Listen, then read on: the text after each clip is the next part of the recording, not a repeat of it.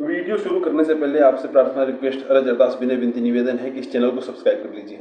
स्वागत है आपका वन स्टॉप स्टडी में। मैं हूं आशुतोष मिश्रा और मैं आप लोगों के साथ मिलकर थोड़ी सी पढ़ाई करने का प्रयास करता हूं। एनसीईआरटी की बुक्स को पढ़ने के चरण में हम लोग क्लास 6 की हिस्ट्री को शुरू करके उसके 7 चैप्टर पढ़ चुके हैं। आज 8वां चैप्टर पढ़ना शुरू करेंगे। आइए बिना कोई समय गंवाए शुरू करते हैं। 8वां चैप्टर है गाँव, शहर और व्यापार। इसकी भूमिका बांधते हुए इन लोगों ने ये बताया है कि प्रभाकर नाम का एक बच्चा है जो लोहार की दुकान पे लोहार को काम करते हुए दिख रहा है। लोहार जो है एक गर्म लोहे को पीट रहा है और प्रभाकर को या जो बच्चा है उसे देख के ये सब देख के बड़ा अच्छा लग रहा है। और इस तरह से उन लोगों ने ये समझाने की कोशिश की है कि लोहा जो है वो कितना इंपॉर्टेंट रहा है हमारे डेवलपमेंट में। लोहे के औजार और खेती। लोहे का प्रयोग आज एक आम बात है। लोहे की चीज़ें हमारी रोजमर्रा की जिंदगी का हिस्सा बन गई हैं। इस उपमहाद्वीप में लोहे का प्रयोग लगभग 3000 साल पहले शुरू हुआ। इससे पहले हम पढ़ चुके हैं कि लोहे का प्रयोग जो है वो उत्तर वैदिक काल में शुरू हुआ, लगभग 1000 BC में, मतलब आज से 3000 साल पहले, जो इन्होंने यहाँ पे लिखा हुआ है। महापाषाण कब्रों में लोहे के औजार और हथियार बड़ी संख्या मिले हैं। महापाषाण कब्रों के बारे में भी हम लोगों ने पढ़ा था। अगर वो वीडियो आपने नहीं देखी है, वो चैप्टर 4 की वीडियो है, अगर वो आपने वीडियो नहीं देखी है तो उसे जाके देखिए, काफ़ी इन्फॉर्मेटिव वीडियो है। तो हमने देखा था उसमें कि महापाषाण जो कब्रें थी उसमें बेसिकली ऐसे था कि कब्र बना के उसके चारों तरफ जो है बड़े बड़े पत्थर रख देते थे। तो वहाँ जो कब्रें थी उन कब्रों में बहुत सारे लोहे के औजार मिले थे, बड़े हथियार मिले थे। करीब 2500 वर्ष पहले लोहे के औजारों के बढ़ते उपयोग का प्रमाण मिलता है। लगभग 2500 वर्ष पहले जो है लोहे के औजारों का उपयोग जो है काफ़ी बढ़ गया था, क्योंकि 3000 साल पहले लोहे का प्रयोग शुरू हुआ था। 500 साल में धीरे धीरे वो लोग यूज़ करना सीख गए थे। इनमें जंगलों को साफ करने के लिए कुल्हाड़ियाँ और जुताई के लिए हलों के फाल शामिल हैं। तो बेसिकली उन लोगों ने जो 2500 साल पहले जो लोहे के औजार मिले हैं उनमें कुल्हाड़ियाँ और हलों के जो फाल हैं वो शामिल हैं। चैप्टर 5 में हमने देखा था कि लोहे के फाल के इस्तेमाल से कृषि उत्पादन बढ़ गया। बेसिकली जब लोहे के हल बना लिए इन लोगों ने तो लोहे के हल से खेत जोतना आसान हो गया और उसकी वजह से जो है कृषि उत्पाद जो है काफ़ी बढ़ गया था। कृषि उत्पाद बढ़ाने के लिए उठाए गए अन्य कदम में सिंचाई थी। समृद्ध गांवों के बिना राजाओं तथा उनके राज्यों का बने रहना मुश्किल था। जिस तरह से कृषि के विकास में नए औजार तथा रुपाई महत्वपूर्ण कदम थे, उसी तरह सिंचाई भी काफ़ी उपयोगी साबित हुई। ये नए औजार और रुपाई वाला जो पार्ट है ये हमने चैप्टर 5 में पढ़ा था। इसमें क्या था कि उत्तर वैदिक काल के बाद जो है 2 क्रांतिकारी परिवर्तन आए थे कृषि में। एक तो लोहे के औजार आ गए थे और दूसरा जो है उन लोगों ने धान को छींट के बोने की जगह रोप के बोना सीख लिया था। तो ये दोनों जो विकास हुए थे, उसके अलावा एक सिंचाई जो थी वो भी काफ़ी उपयोगी साबित हुई। इस समय सिंचाई के लिए नहरें, कुएं, तालाब तथा कृत्रिम जलाशय बनाए गए। यहाँ पे कुछ हथियारों के फोटोज दिए गए हैं। लिखा है इसमें हंसिया, कुल्हाड़ी और सरसी है। बेसिकली इधर ये हंसिया है, ये कुल्हाड़ी है, ये सरसी है। आगे बढ़ते हैं। यहाँ पे कुछ चीज़ें हैं, छोड़ देंगे, हमारे काम की नहीं है। आगे गाँव में कौन रहते थे? इस उपमहाद्वीप के दक्षिणी तथा उत्तरी हिस्सों के अधिकांश गांव में कम से कम 3 तरह के लोग रहते थे।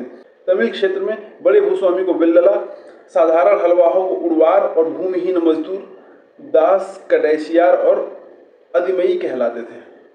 तो बेसिकली ये कुछ नाम हैं जो हमें याद रखने हैं। यहाँ पे तमिल क्षेत्र में जो बड़े भूस्वामी थे उनको क्या कहते थे? ये है बिल्लला कहते थे। साधारण जो हलवाए थे उनको उड़वार कहते थे और भूमिहीन मजदूर जो थे उनको दास, कडेशियार और अधिमई कहते थे। ये चीज़ें याद रखेंगे, कभी कभार ऐसे आरओ और यारो के एग्जाम्स में ऐसी चीज़ें पूछी जाती हैं। देश के उत्तरी हिस्से में गांव का प्रधान व्यक्ति जो है ग्राम भोजक कहलाता था। अक्सर एक ही परिवार के लोग इस पद पर कई पीढ़ियों तक बने रहते थे, यानी कि यह पद आनुवंशिक था।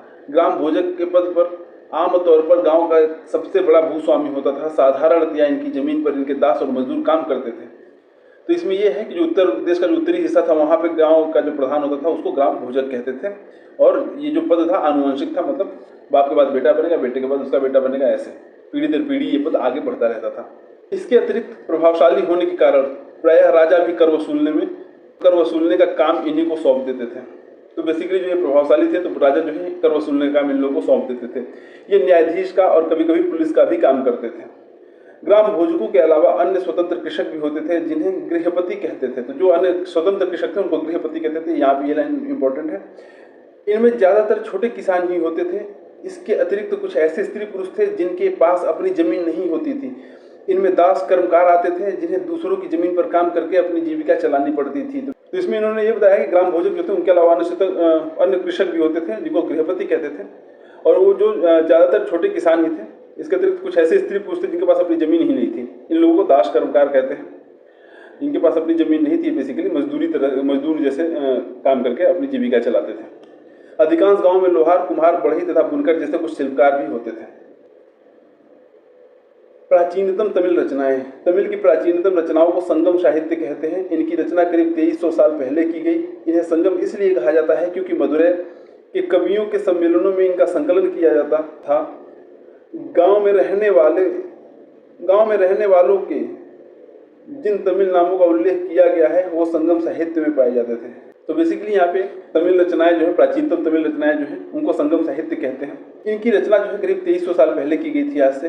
इन्हें संगम साहित्य क्यों कहा जाता है? क्योंकि मदुरै में कवियों के सम्मेलनों में इनका संकलन किया जाता रहा है और गांव में रहने वाले जिन तमिल नामों का उल्लेख किया गया ऊपर जो हमने पढ़ा था, वो जो है संगम साहित्य में ही वो नाम हमें मिलते हैं।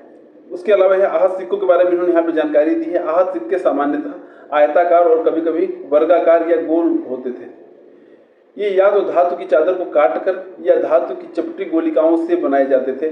इन सिक्कों पर कुछ लिखा हुआ नहीं था, बल्कि इन पर कुछ चिन्ह ठप्पे से बनाए जाते थे, इसीलिए ये आहत सिक्के कहलाए। ये सिक्के उपमहाद्वीप के लगभग अधिकांश हिस्सों में पाए जाते हैं और ईसा की आरंभिक सदियों तक ये प्रचलन में रहे। तो बेसिकली आहत सिक्कों के बारे में इन्होंने बताया कि आहत सिक्के बनते कैसे थे। बेसिकली अगर एक धातु की जो है पतली चादर बना के और उससे या तो काट के बनाए जाते थे, और नहीं तो धातु की चपटी गोलिकाओं, मतलब एकदम चपटी से सर्कुलर शेप जो है, वो चपटी सी धातु होगी, धातु का टुकड़ा होगा, उसके ऊपर पंच मार दिएगा, ठप्पे से मार दिया जाएगा। जैसे यहाँ पे आप देख सकते हैं, यहाँ पे मारा हुआ है, ठप्पा मारा हुआ है। अब सिक्कों के बारे में यहाँ पे इन लोगों ने बताया है, ये काफ़ी इंपॉर्टेंट है। सिक्के जो है हिस्ट्री लिखने में कैसे इंपॉर्टेंट होते हैं, ये सब चीज़ों में जब कभी मेंस में पूछ लिया जाए तो वहाँ पे इसमें वहाँ के लिए यहाँ से पॉटर मटेरियल मिल सकता है। पुरातत्वविदों को इस युग के हजारों सिक्के मिले हैं। सबसे पुराने आहत सिक्के थे जो करीब 500 साल चले। इसका चित्र नीचे दिया गया है। चांदी या तांबे के सिक्कों पर विभिन्न आकृतियों को आहत कर बनाए जाने के कारण इन्हें आहत सिक्का कहा जाता था। तो जैसा मैंने बताया है कि उन पे पंच मार करके सिक्कों को बनाया जाता था, इसलिए इनको आहत सिक्के कहते हैं। ये हजारों की संख्या में मिले हैं आहत सिक्के पुरातत्वविदों को, और जो सबसे पुराने आहत सिक्के थे वो करीब 500 साल चले। विनिमय के अन्य साधन। संगम साहित्य की इस छोटी सी कविता को देखते हैं जरा। खेतों के सफेद धान गाड़ियों पर लादे, जा रहे हैं नमक के लिए लंबे लंबे रास्ते, चांदनी सी सफेद रेत पर परिवार को समेटे, कहीं पीछे छूट न जाएं। शहरों से नमक के सौदागरों के यूँ चले जाने से सिर्फ सन्नाटा रह जाता है। समुद्र के किनारे नमक का बहुत ज़्यादा उत्पादन होता था। तो यहाँ पे बेसिकली इन लोगों ने ये दिखाया है कि ये लोग धान लेके जा रहे हैं और उधर से जाके नमक लेके आएंगे, नमक के लिए लेके जा रहे हैं। तो यहाँ पे वस्तु विनिमय का मतलब है, वो साथ वस्तु विनिमय का मतलब समझाने की कोशिश की है कि एक सामान के बदले दूसरा सामान उनको मिलेगा। नगर अनेक गतिविधियों के केंद्र। अक्सर नगर कई कारणों से महत्वपूर्ण हो जाते थे। उदाहरण के लिए मथुरा, यह 2500 साल से भी ज्यादा समय से एक महत्वपूर्ण नगर रहा है, क्योंकि यह यातायात और व्यापार के दो मुख्य रास्तों पर स्थित था। इनमें से एक रास्ता उत्तर पश्चिम से पूरब की ओर, दूसरा रास्ता दक्षिण की ओर जाने वाला था। शहर के चारों ओर किलेबंदी थी। इसमें अनेक मंदिर थे। आसपास के किसान तथा पशुपालक शहर में रहने वालों के लिए भोजन जुटाते थे। मथुरा बेहतरीन मूर्तियां बनाने का केंद्र था। हमारे लिए जो इसमें इंपॉर्टेंट चीज़ हुई है वो ये है कि आज से 2500 साल पहले मथुरा एक इंपॉर्टेंट शहर था। यह व्यापार के दो मुख्य रास्तों पर स्थित था। एक रास्ता जो है उत्तर पश्चिम से पूरब की ओर जाता था और दूसरा जो है दक्षिण की ओर जाने वाला रास्ता था। ये शहर जो है, यहाँ पे मूर्तियाँ बहुत अच्छी बनती थी। तो बेसिकली अगर मूर्ति कला का केंद्र जो पूछा जाए तो कौन सा था, तो मथुरा था उस समय। ये हमारे लिए इंपॉर्टेंट है। लगभग 2000 साल पहले मथुरा कुषाणों की दूसरी राजधानी बनी थी। ये भी लाइन इंपॉर्टेंट है। कुषाणों की राजधानी जो है कहाँ थी? मथुरा थी।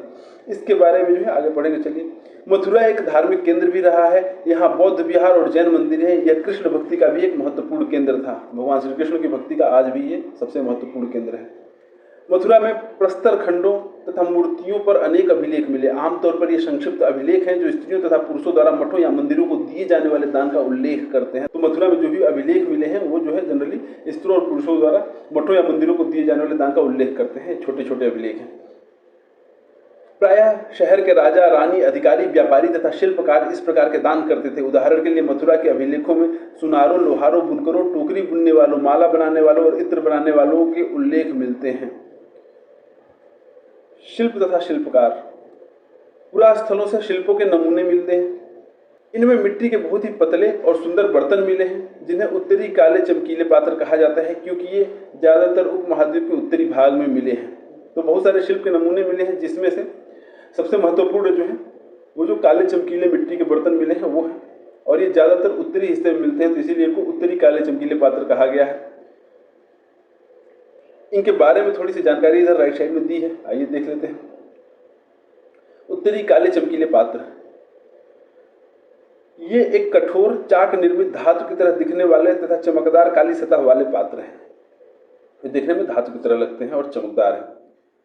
इसे बनाने के लिए कुम्हार मिट्टी के बर्तनों को भट्टों पर उच्च तापमान पर रखते थे, जिसके परिणाम स्वरूप इन बर्तनों की बाहरी सतह काली हो जाती थी। इन पर एक पतली काली लेप भी लगाई जाती थी जो इस बर्तन को शीशे जैसी चमक प्रदान करता था। तो बेसिकली यहाँ पे इन लोगों ने काले चमकने वाले पात्रों के बारे में बताया कि बनते कैसे थे। ये जो है कुम्हार जो है मिट्टी के बर्तनों को भट्टों पर बहुत ही हाई टेम्परेचर पर रख देते थे, जिससे ये बर्तन जो है बाहर से काले पड़ जाते थे, और उसके ऊपर एक काली सी लेप लगा दी जाती थी, जिससे ये इसके ऊपर ग्लॉसी शाइन आ जाता था, एक शीशे जैसी चमक आ जाती थी। चलिए आगे बढ़ते हैं। ध्यान रहे कि अन्य दूसरे शिल्पों के अवशेष नहीं बचे होंगे, जैसे कि विभिन्न ग्रंथों से हमें पता चलता है कि कपड़ों का उत्पादन बहुत महत्वपूर्ण था। उत्तर में वाराणसी और दक्षिण में मदुरै इसके प्रसिद्ध केंद्र थे। यहाँ स्त्री पुरुष दोनों काम करते थे। अनेक शिल्पकार तथा व्यापारी अपने अपने संघ बनाने लगे थे, जिन्हें श्रेणी कहते थे। तो बहुत सारे शिल्पों के अवशेष बचे ही नहीं, क्योंकि बहुत सारे ग्रंथों से हमें पता चलता है कि कपड़ों का उत्पादन जो है बहुत ही महत्वपूर्ण था। वाराणसी में और मदुरै में जो है कपड़े बहुत ज़्यादा उत्पादित होते थे, और वहाँ पे स्त्री पुरुष दोनों ही काम करते थे।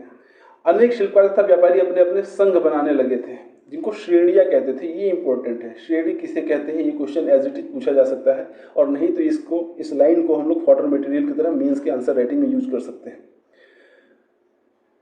शिल्पकारों की श्रेणियों का काम प्रशिक्षण देना, कच्चा माल उपलब्ध कराना तथा तैयार माल का वितरण करना था, जबकि व्यापारियों की श्रेणियां व्यापार का संचालन करती थी। श्रेणियां बैंकों के रूप में काम करती थीं, जहां लोग पैसे जमा रखते थे।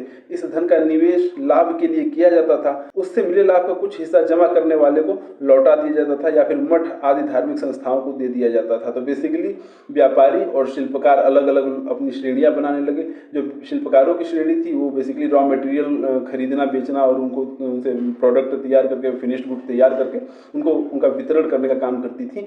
और जो व्यापारी श्रेणियां जो थी व्यापार का संचालन करती थी, बैंकों की तरह से काम करती थी, पैसे उधार लेना देना, या फिर उनके पैसों को इन्वेस्ट करना। अगर उनके इन्वेस्टमेंट से कुछ फ़ायदा होता था तो वो जो बंदे ने इन्वेस्ट किया है उसको कुछ पैसा देती भी थी, या फिर जो फ़ायदा हुआ है वो किसी मठ या मंदिर को दान कर देते थे।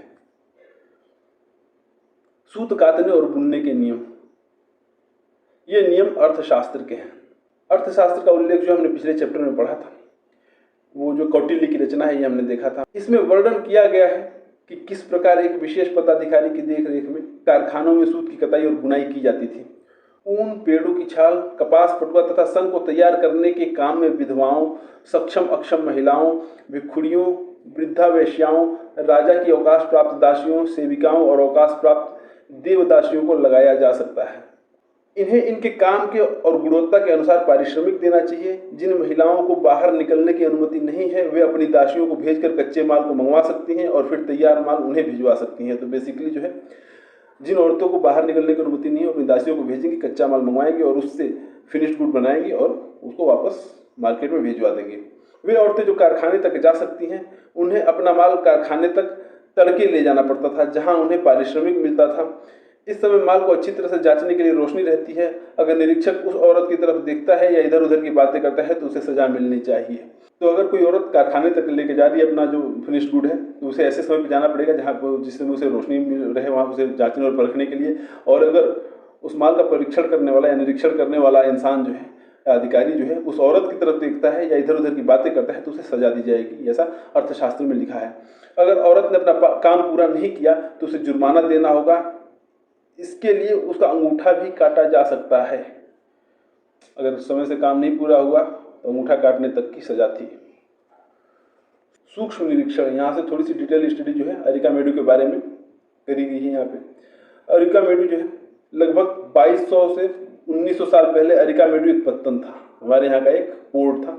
यहाँ दूर दूर से आए जहाज़ों से सामान उतारे जाते थे। यहाँ ईंटों से बना एक ढांचा मिला है जो संभवतः गोदाम रहा हो। यहाँ भूमध्य सागरीय क्षेत्र के एम्फोरा जैसे पात्र मिले हैं। इनमें शराब या तेल जैसे तरल पदार्थ रखे जा सकते थे। इनमें दोनों तरफ से पकड़ने के लिए हत्थे लगे हैं। तो बेसिकली जो है एम्फोरा जैसे यहाँ पे पात्र मिले हैं अरिकामेडू से। इनके अंदर जो है शराब या तेल जैसे तरल पदार्थ रखे जा सकते थे। इनमें दोनों तरफ से पकड़ने के लिए हत्थे लगे हैं, जैसे कढ़ाई जैसा स्ट्रक्चर है बेसिकली। साथ ही यहाँ एरेटाइन जैसे मुहर लगे लाल चमकदार बर्तन भी मिले हैं। इन्हें इटली के एक शहर के नाम पर एरेटाइन पात्र के नाम से जाना जाता है। इसे मुहर लगे सांचे पर गीली चिकनी मिट्टी को दबाकर बनाया जाता था। कुछ ऐसे बर्तन भी मिले हैं जिनका डिजाइन तो रोम का है, किंतु वे यहीं बनाए जाते थे। मतलब रोमन शैली के भी बर्तन मिले हैं, पर उनका जो मैन्युफैक्चरिंग है वो यहीं हमारे आर्किमेडू में ही होती थी। यहाँ रोमन लैंप, शीशे के बर्तन तथा रत्न भी मिले हैं। साथ ही छोटे छोटे कुंड मिले हैं जो संभवतः कपड़े की रंगाई के पात्र रहे होंगे। यहाँ पर शीशे और अर्ध बहुमूल्य पत्थरों से मनके बनाने के पर्याप्त साक्ष्य भी मिले हैं। तो यहाँ पे शीशे से और पत्थरों से मनके बनाए जाने का भी साक्ष्य मिला हुआ है और रंगाई का पात्र भी मिले हैं। एक यूनानी नाविक द्वारा दिया गया विवरण। बेरीगाजा, भरूच का यूनानी नाम जो है बेरीगाजा है। बेरीगाजा की कहानी यहाँ पे दी हुई है। बेरीगाजा की संकरी खाड़ी में समुद्र से आने वालों के लिए नाव चला पाना बहुत मुश्किल होता है।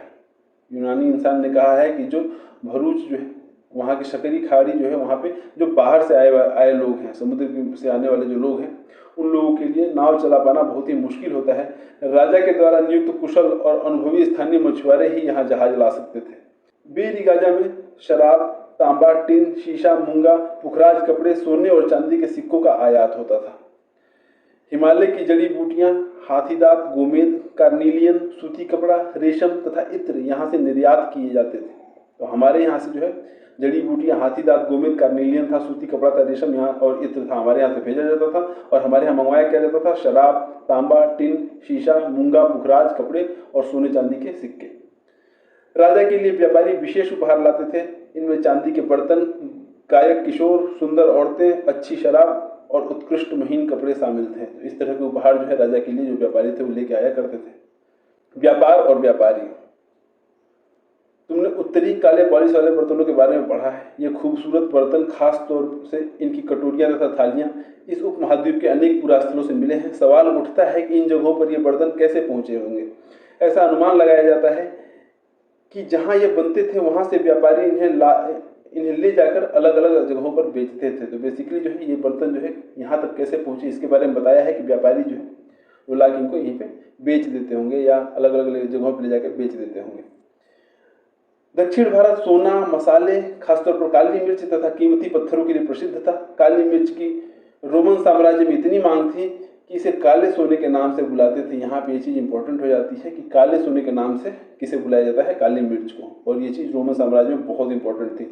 व्यापारी इन सामानों को समुद्री जहाजों और सड़कों के रास्ते रोम पहुंचाते थे। दक्षिण भारत में ऐसे अनेक रोमन सोने के सिक्के मिले हैं।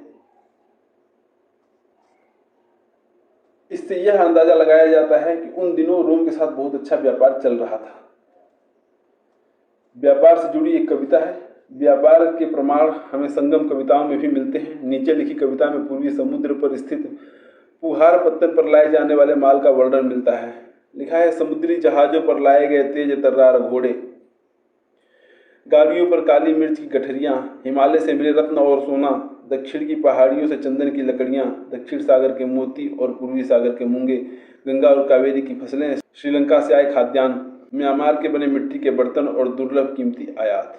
तो ये सारी चीज़ों का जो है एक लिस्ट एक तरह से मिलती है कि ये कौन कौन सी चीज़ें हैं जो पूर्वी समुद्र तट पर जो पुहार पत्तन है वहाँ पे आती थी।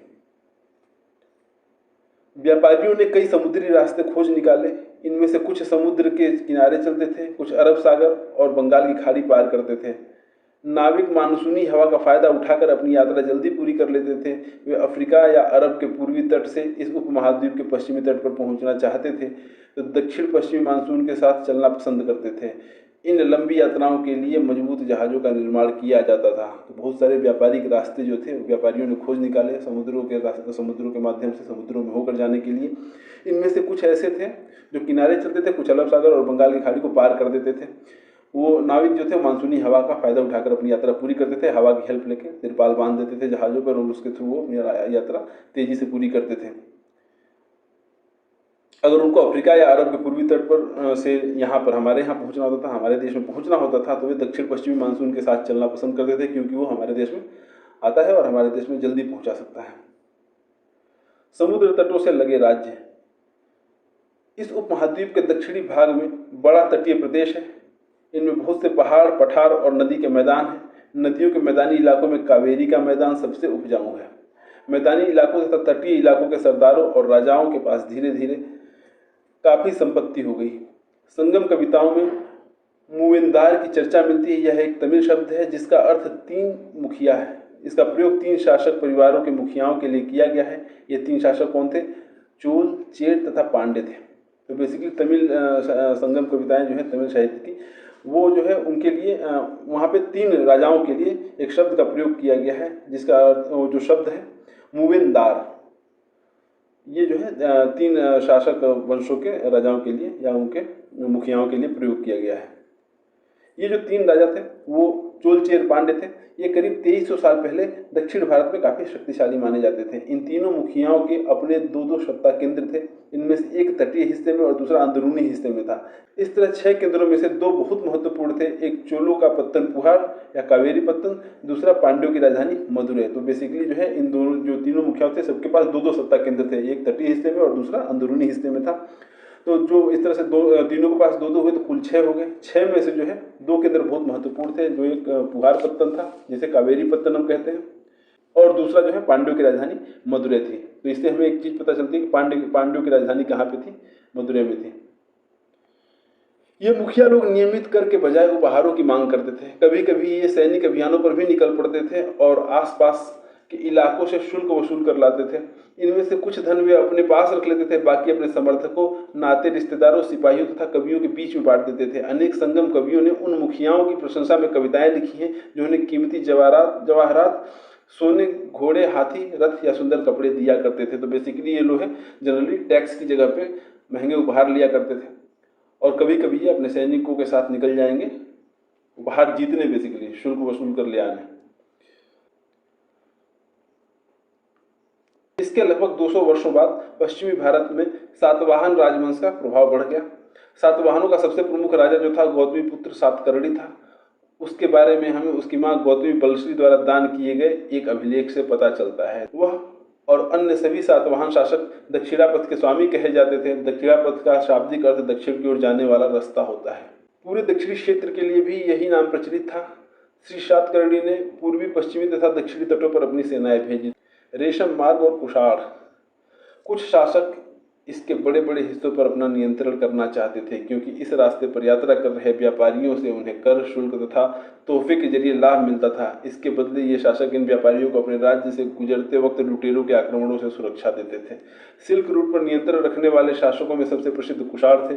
करीब 2000 साल पहले मध्य एशिया तथा पश्चिमोत्तर भाग पर इनका शासन था।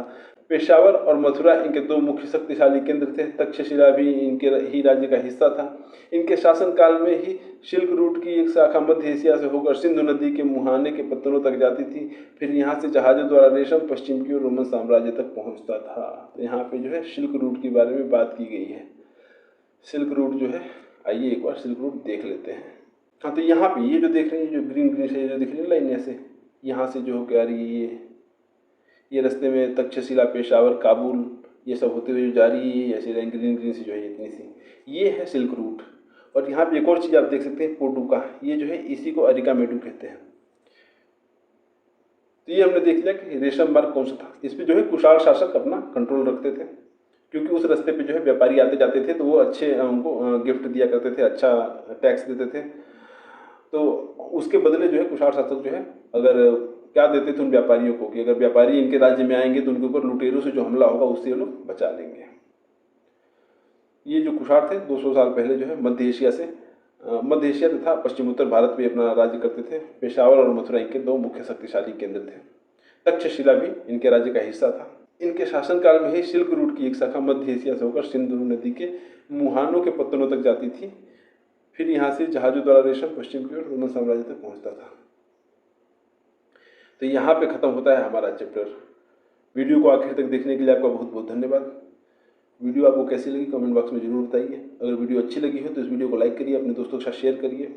ऐसी और वीडियो देखने के लिए और एनसीईआरटी की सभी किताबों को पूरी तरह से पढ़ने के लिए इस चैनल को सब्सक्राइब कर लीजिए। मिलते हैं अगली वीडियो में, तब तक व्यस्त रहें, मस्त रहें। जय हिंद।